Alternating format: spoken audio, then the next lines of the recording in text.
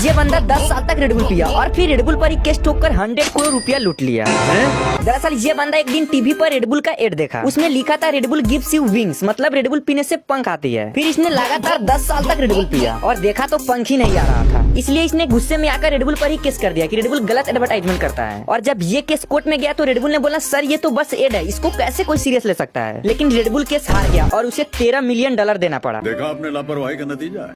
सिर्फ इस छोटी सी मिस्टेक से जापान के किसी भी कंपनी पर केस ठोकर लाखों रुपए लूट सकते हो। वेल, जापान में एक ऐसा रूल है कि स्नैक के पॉकेट पर जो साइज है वो same to same real snake का भी होना चाहिए। मतलब कोई चॉकलेट 4 इंच का है तो उसके पॉकेट पर बना साइज 4 इंच का ही होना चाहिए। अगर ऐसा नहीं है तो समझ जाना तुम्हारे लॉटरी लग गई। इस बंदे के ऊपर डायरेक्ट लिक्विड नाइट्रोजन गिर गया। दरअसल काम के दौरान अचानक से पाइप का नोजल निकल जाता है और पूरा लिक्विड नाइट्रोजन सीधा इसके बॉडी पर गिर जाता है, जिससे इसका पूरा बॉडी फ्रीज हो जाता है। क्योंकि लिक्विड नाइट्रोजन का टेम्परेचर होता है -196 डिग्री सेल्सियस। इतनी खतरनाक ठंड जो हाथ पर पड़ते ही स्किन फ्रीज हो जाती है और टिश्यू डैमेज हो जाते हैं और कभी कभी तो मौत भी हो जाती है।